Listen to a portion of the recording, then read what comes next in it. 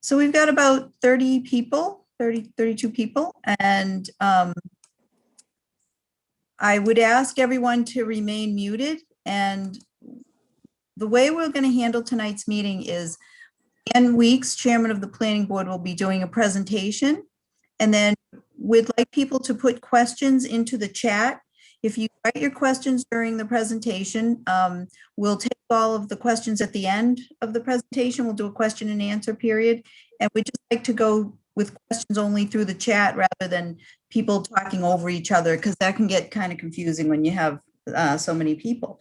But we'd like to thank everyone for being here tonight. It's great. We have a pretty good turnout. I'm going to get started with the presentation. You're going to have to bear with me for a minute. I'm working on a very tiny screen. And we are recording this too. So if you can't make it, if you know someone who can't make it tonight, they can find certainly the slides we're going to talk from, but also the presentation, the video of the presentation itself on the town's website. Yes. We tonight's presentation is being videotaped by HW Cam, so that'll be available on YouTube, and then we'll have the link to that on the town's website. Also, the presentation itself will be available on the town's website after the probably tomorrow. We'll be able to put it up. So, share my flyer. Where did it go? All right, just for everyone's information, this is the master plan presentation. This is our website page. Yep, sorry. I'm gonna grab this presentation. And you link to it through the planning board page. Yes, it's through the planning board page. Oh, here it is. There we go. Okay, here we go. I'm gonna get the PowerPoint to come up. I don't know where it went before. It disappeared somehow. Takes a minute to load, I'm sorry.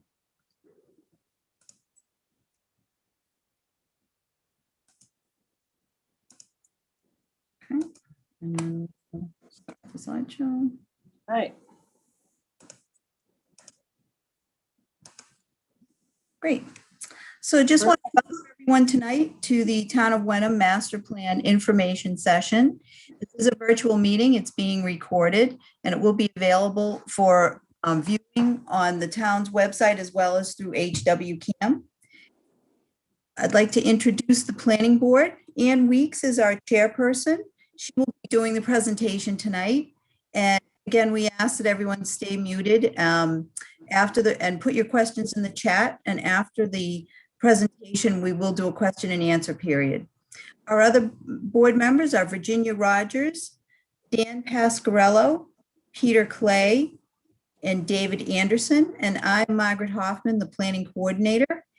I'd like to introduce Ann Weeks, who will begin her presentation. Hi, everybody. Thanks for being here tonight. Appreciate it very much. You may wonder what we're about and what we're doing. Well, it turns out that the last time Wenham had a master plan finished, done, completed, was April 1962, and it covered the time period from 1960 to 1980. As you can see, it's quite a different way of thinking about Wenham than perhaps we have now, and certainly a lot has changed. During the planning process, they thought we would be up to 6,000 people in 1980. Right now, our population is hovering around 5,200, and that's from 2018, and that's up from about 5,000 in 2010. So we're not quite seeing what they thought we would see in terms of our demographics. Our land use is different. Of course, our technology is completely different, and our energy use is different. Everything about life, I must say, is a different animal now than it was in 1962. And that might be stating the obvious, but this is what we're dealing with. Once you see once these slides are put up on the website, you can click on that link and actually read through the master plan document itself, which is already on our website, but just for convenience, it's linked through these slides. So just in case you're curious, I was curious earlier today and looked through it, and it was quite a trip down memory lane. Okay, Margaret, next slide. So we haven't done one since 1962. Why do one now? Well, we're supposed to have one. Massachusetts law requires towns to have one. And it really is an aid to a lot of the work that town boards and committees do. It helps us to act knowing that the town has directed policy in a way that we don't have right now. We know what the community thought in 1962 about what should happen in 1980, but we don't have a current document that gives us a statement through text maps and illustrations for the basis of decision making as the state law requires. So Margaret, next slide, please. And in addition to just the requirement to have one, and if, for some state grant purposes, they want to see if you have a master plan, it's odd that you don't, for example, but there's other things we can do. And I'm really excited about this process because I think it's a way for the community to come together and really participate in a conversation about what the future of our community wants to look like. Let's discuss the issues that are out there in fora where we can actually take that information and turn it into a statement of goals and objectives for the town for a multi-year planning period. Margaret, next one. So what are some of these issues that we probably need to have a conversation about? Everyone talks about the fact that the tax burden in town is very difficult to handle. And that creates pressure on young families about moving in, and the older retired folks about being able to stay. And that causes some demographic changes, since we saw in the early 60s when tons of young people were moving out into Wenham and starting families. This is a very different town now. We also run into issues about whether we have the sufficient technology supports for modern technology in Wenham. There are diversity issues that everyone wants to talk about right now. We know that climate change is an issue. We know that the design standards for development in Wenham are old and out of date in many of the situations. Our subdivision ordinances is very out of date, for example. And then there's affordability issues. Who can afford to live here? Who do we want to encourage to live here? What do we want our community to look like? So those are things we can address, or at least discuss and try to come up with some solutions for as part of this process. Margaret, next slide. So as I said, the state requires certain things. And so for sure, the master plan has to include these elements that are listed here. It's just the framework that they direct. So for sure, we know we're going to have statistics on land use and housing and transportation. And the open space and recreation component of this, of course, you might remember we've already started working on and completed an open space plan a couple of years ago. So next slide, Margaret. What we can do in addition, and what I'm hoping this process can work on, is talk about public health. The recent pandemic has shown us what some of the challenges can be in a world we're moving into, where we may see more of these kinds of situations we saw this year. governance issues about town. We know that those have been at the front of people's minds in the last few months. Our education system, are we comfortable with where it is and where it's going? What do we think about it? Not to say that the plan is going to say anything necessarily about that, although if you look at the 1960 master plan, it talks about building a high school in, right near town hall. So, and then one out in West Wenham. So clearly people have, the education and where it's going and what our goals are for education in town are important. Smart growth, climate change. What do we have to do to be sustainable and resilient through the coming decades? Next slide, Margaret. So where the community can plug in is in helping to develop a community vision and in getting together, that I'm sure we're going to do some surveys, we're going to do some charrettes, and helping to work through the development of goals, policies, and actions for the town going forward. Next slide, Margaret. And here's how it works. So you can see on the Margaret has provided us a beautiful photograph of steps. Here's our outline. We need to get some funding to hire a consultant. This is, I should point out, a multi-year process. This isn't like we snap our fingers and we have a master plan. This is, if we are able to get the funding commitment, we would hire a consultant. July at the earliest, we would start that process.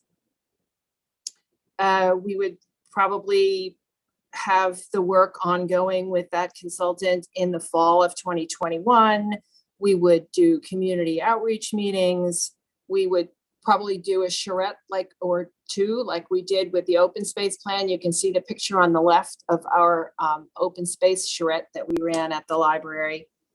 And hopefully by the time we get into the winter of next year, we will be doing these things back in person again, which would be a wonderful thing. And then the actual, surveys and data collection meetings would go on through the winter and spring of next year.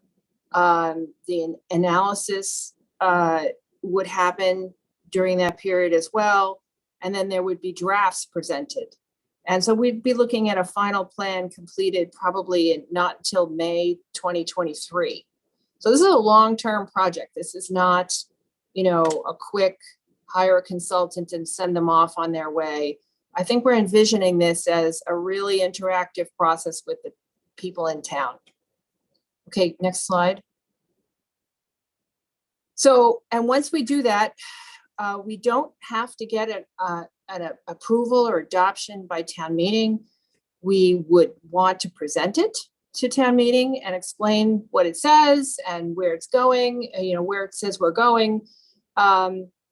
We would expect the planning board to approve it and take it to town meeting and do a little soft shoe and presentation for the whole town.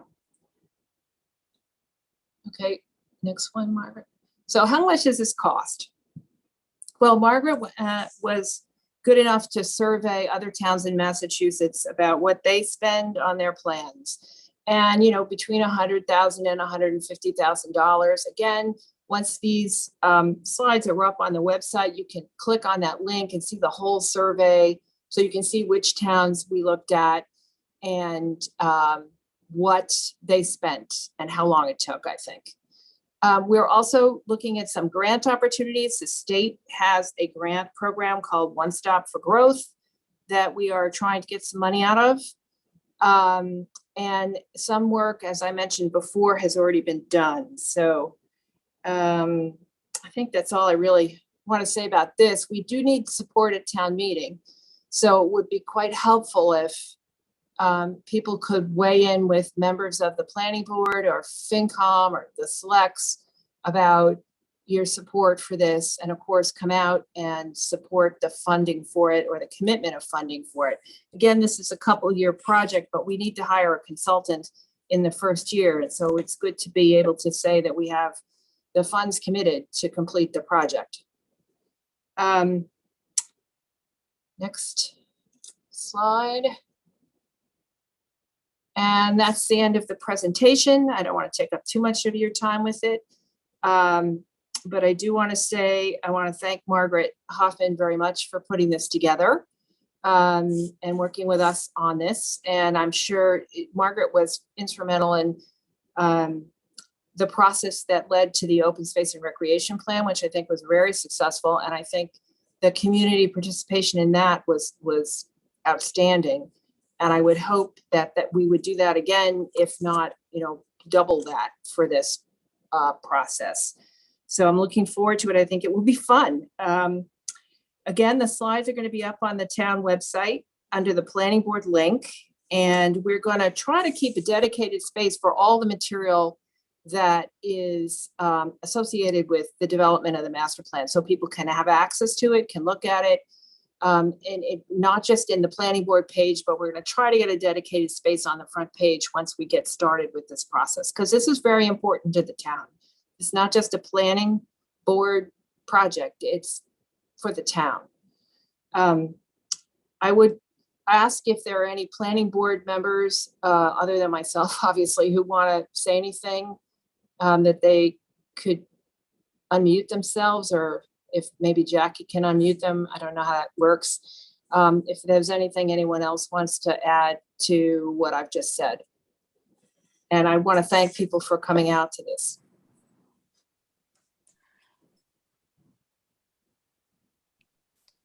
Yep, Virginia, Yes. you can be heard. Thank you. I was just curious about the towns that, the similar towns that we looked at to see what they spent.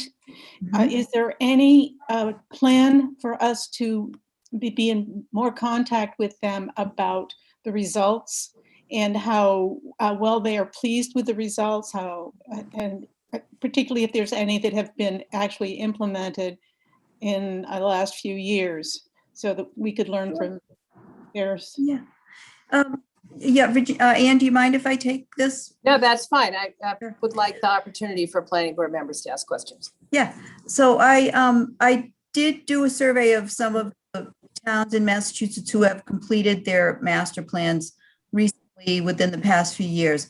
And I have been talking to them about, how the process went. At first, I just looked into pricing, but there's absolutely, I can communicate with any of the planners if you'd like to. We can talk to any other planning boards. I'm sure they'd be more than happy to discuss with us.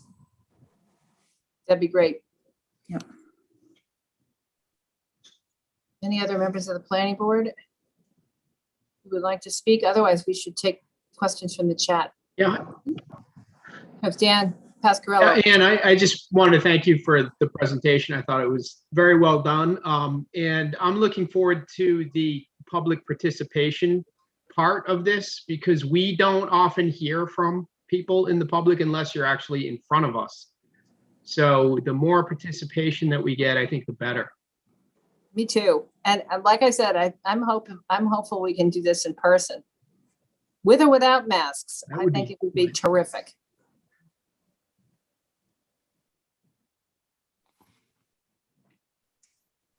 Okay, should we take some questions from the chat?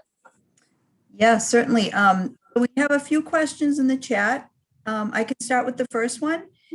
Question, Ann, is I didn't see a bullet discussing non-state mandated affordable housing, i.e. workforce housing, et cetera. Will that be included? Yes, I think that's covered under housing generally, and we would be not only doing analytics of what the current housing stock is, but what we want it to look like, and how we can be leveraged to support the kind of demographic change that we hope to see in Wenham over the next 10 or 20 years. I would say too that the state has recently passed a law that will require us to do a little overlay zone within half a mile of the MBTA station, the Hamilton Wenham commuter rail station. So we're going to have an early opportunity to think about some of those issues as well. They also did say there is an affordable housing master plan, which probably should be included. Yes, that's true. Of course will be, yeah.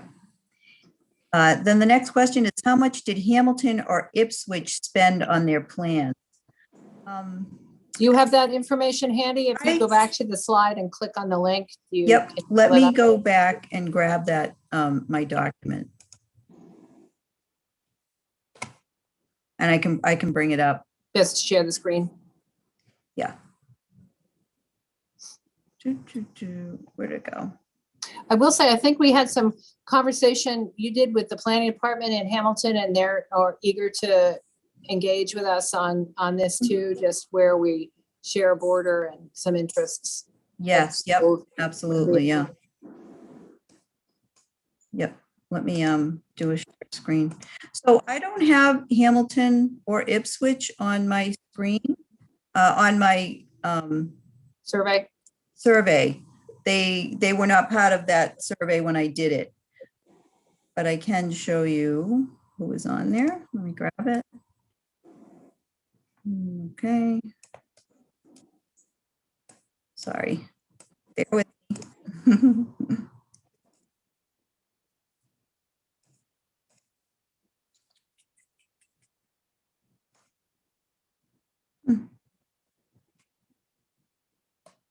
Is there another question I can answer while you're pulling that up? Yeah. Okay, here's the document. Let me come back here. I can do the share screen. The next question is, what would happen if the planning board approves a master plan, but it does not get support at town meeting? Do you mean if we don't get support at town meeting in May, we won't do a master plan because we need the funding to hire a consultant? So that's, I guess, first question. The second question is, if we do a master plan and it doesn't get support at town meeting, if we do it the way the process, if we're able to engage in the process that I'm hoping we can engage in, there will be enough people who've participated in it that we will have buy-in from enough people that it will get approval at town meeting. But it doesn't actually need to be formally approved. It just needs to be presented.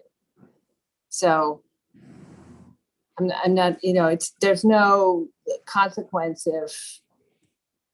there's no requirement for it to be formally approved by town meeting. I'm not sure, maybe I don't understand the gist of the question, but that's what I can tell you. And this is the, here you go, Margaret, here's your page. Yeah, here's the sheet. These are the communities that I had on my list that have completed their master plan, and those are the consultants they've used and the costs that they've done. When you pull this up too, you can click on it and get to their master plan so you can see what product was, what was produced. Right. And it looks like some of them are in-house too. So for example, Fall River has a pretty large in-house planning department that could do a lot of the work. Yeah, exactly. And the next question is there a preliminary schedule after contract award with top level milestones and duration? I'm sorry, can you repeat the question? I missed part of it. Is there a preliminary schedule after contract award with top level milestones and duration? Yes, well, I think we have to hire a consultant and work with them on that, but I think I presented it orally, although it wasn't on the slide. We're saying we're approximating the following: town meeting approval in May. If that goes forward, we would then look for a consultant. The funds aren't available until July because that's how the fiscal years work. Then we would look for a consultant, hoping to hire that consultant over the summer, after July. And if we can get into a contract with a consultant by September of 2021, then the work would begin, the process would begin in mid to late fall. We would have a series of meetings and data collection and conversations with various town boards. There's another aspect to this that we haven't discussed yet. We're thinking about having a steering committee that would work on the plan, that would include people not just from the planning board, but from other boards in town, and possibly even an at-large town resident member to help guide the process forward. And so that committee would have to be put together. begin the process working with the consultant in, say, mid-fall, mid to late fall 2021, a series of public meetings, probably a survey. We did a survey just to see what the issues are on people's minds. We did that with the open space and recreation plan, and it was quite successful. The analytics would then occur during the spring of 2022. The plan would be written and completed, we hope, by the fall of 2022 or early 2023, and voted on by the planning board in that time frame, and then presented to town meeting in May of 2023. So it's a long-term project. And next question, well, it's more of a statement. No mention of anything about our aging population. We have spent quite a bit of time on age friendly. Yeah, I think I did mention that it's one of the issues that faces town right now is that the high tax rates and that have driven a lot of demographic change, including making it difficult for elderly folks to continue living here. And I know for myself, I live in a neighborhood that is really wonderful because there's a mix of people. There's young people, old people, and then there's us middle people. And there are kids, little children, older children. It's a wonderful neighborhood that I happen to be fortunate enough to live in. Not all neighborhoods are like that now in Wenham because of the tax rate. And it's been an issue for folks. The question of whether or not we should have more commercial development to help sustain our growth and keep the taxes down has been an issue. All of those questions, I think, have to be brought to bear and discussed as part of this process. What do we want to do to encourage young families to come to Wenham and our older residents to be able to stay? I think that's very important. One of the requirements the state has, of course, is all those boring numbers, like how many people did we have in 2010 and how many are we going to have in 2030 and how many do we have now and what does the census say? Because that's the other thing, is all the census data is going to come out during this planning process period, we hope. And so we will be informed by all that data for sure. I didn't emphasize it because many people don't want to hear about data analysis, but that definitely has to be an underpinning of this plan. Next question is, I believe Hamilton and the school district is looking at master plan. How would the three groups collaborate? Hampton? Oh, you mean Hamilton? Hamilton, yes, Well, and the yes, school this district. is what I'm saying is I think that the planning department in Hamilton has reached out to us about that.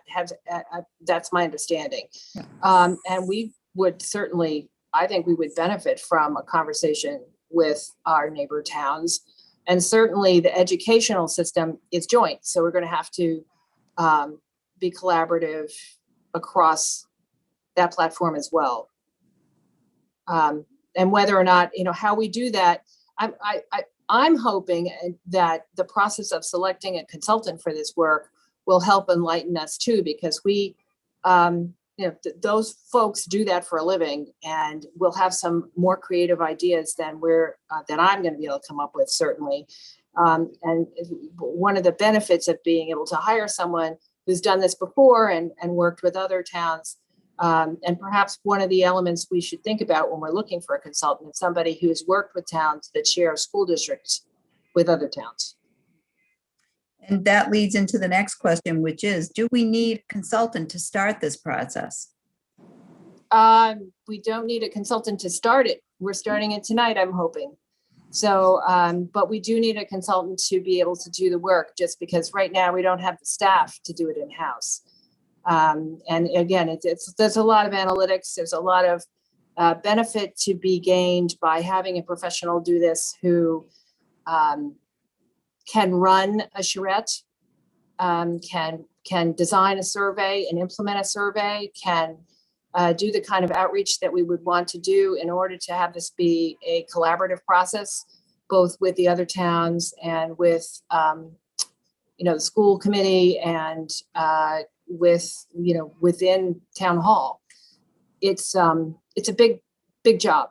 It's not a little job. So I don't think volunteers can do this. I think if volunteers could have done this, we would have had a town plan since 1980, but we have not. So. Good. Jim Reynolds with the COA has just made a comment saying adding the population to the master plan list would be good, which I think we discussed a little bit about the aging population and how that will fit in for sure. Population is, I think, a required element. You have to do the demographics as part of, Yeah. if I don't know if you can bring up that required I was town. looking at it more from a cost standpoint, like the population of the towns, just being able to look at them in relation to the size of Wenham would be helpful. Oh, I Oh, see you what you're mean saying. in terms of the about the survey? Yes. survey yes. list. Oh, Yeah, sure. sure. It would be helpful to know what Ipswich spent on it, but it does look like it's on the order of $100,000. Yep. No I can matter do that. what. Yep. Yeah, and Tom Younger made a comment that said when we did our master plan in Swampscott in 2016 with MAPC, I believe it was around $100,000. So it seems to be the road price for most communities. The next question is from Neil. Neil's asking if the planning board approves a master plan, but town meeting doesn't, how is it implemented?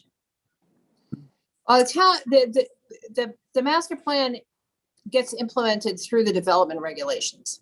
So we are in the process of looking at our zoning bylaw and the subdivision bylaws in any event and bringing them up to date. The town master plan is really, and I would invite Neil to look at the 1960 version and any other version that Margaret, you might want to link us to, just so people can see a more modern looking one.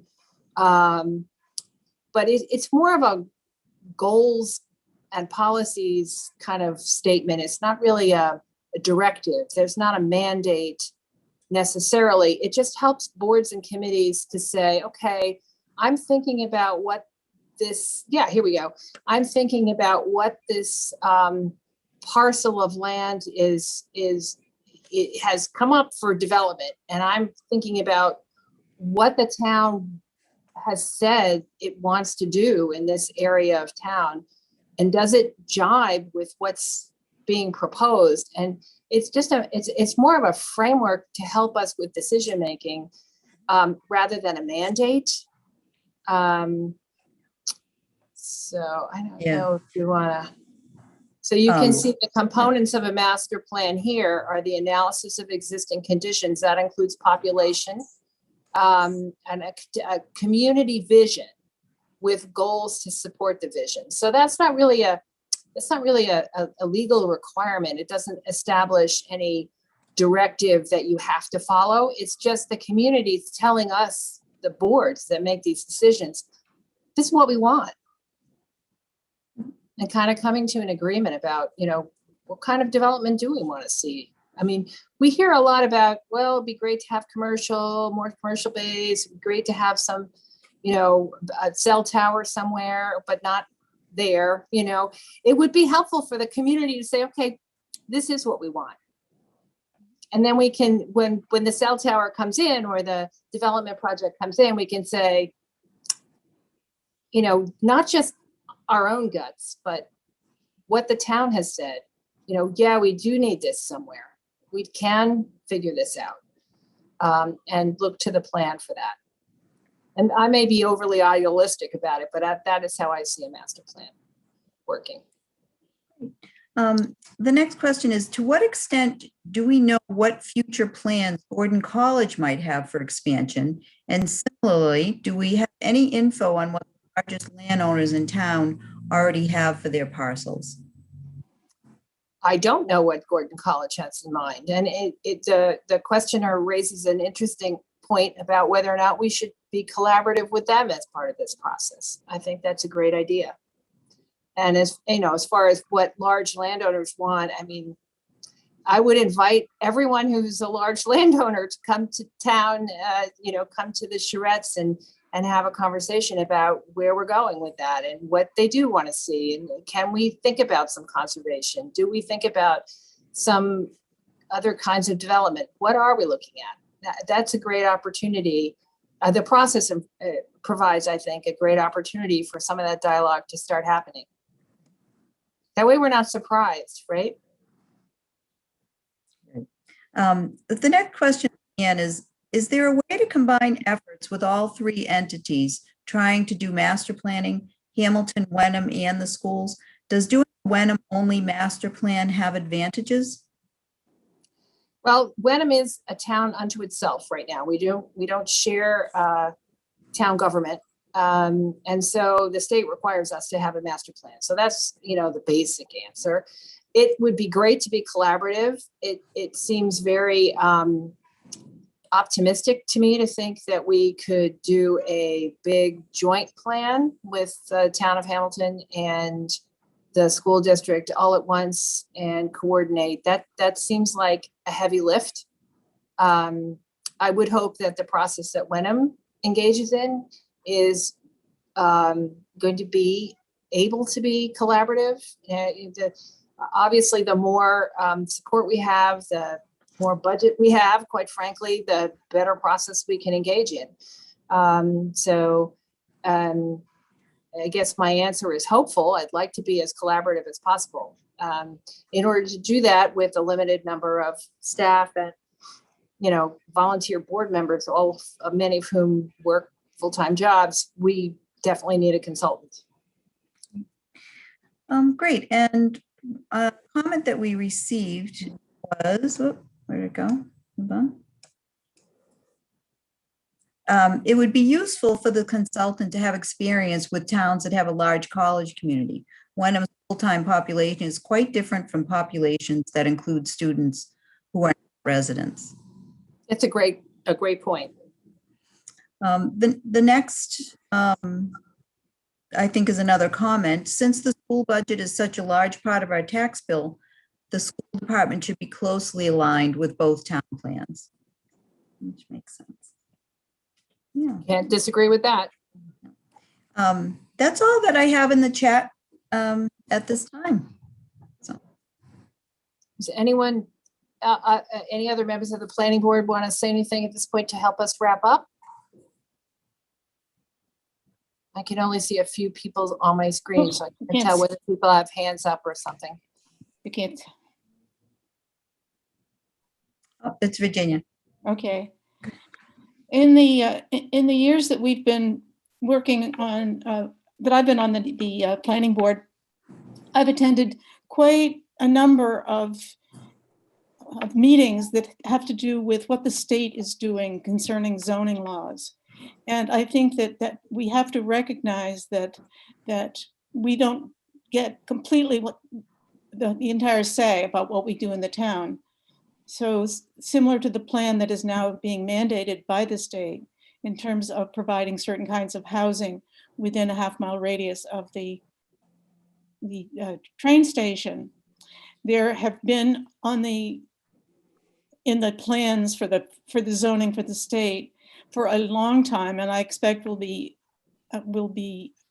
passed soon. The direction seems to be in that. The movement seems to be in that direction to mandate by right adult living units to be added to properties.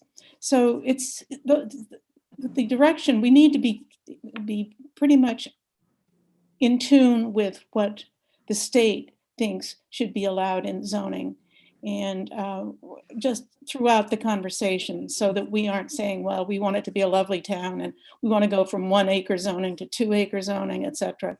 And probably not realistic. Good point. Yeah, we not only have mandates in terms of what the frame of the plan needs to be, but there are directions. We're not entirely immune to the state telling us what some of the directions need to be. And we're going to have to implement those through the zoning ordinance, and we need to be reflecting that in the plan and just making sure people are aware of why we're doing what we're doing. Ian, if I could just add one. Please. Yeah, I just want to let everyone know, this is really our first step tonight. It was great that we have so many people here. We will absolutely be looking for comments and any recommendations that you have for the process once it starts. And anything that you want to send to me now, if it's anything that's on your mind or people that you're talking to and issues that come up, please send them to us. And we'll make them part of the discussion once the funding is approved and we can start the process. I would also just ask everyone for support over the next few weeks until May 1st, when we get to town meeting. If you can reach out to the finance committee or the selectmen, even to us, and to the planning board, we can absolutely, get that support to FinCom, and then we can bring it to town meeting. Yeah, and I'm hoping that the process is interactive all the way through. So I really appreciate the opportunity to pitch it tonight. Thank you. Great. Is anyone else? Gary, did you have anything you wanted to say tonight?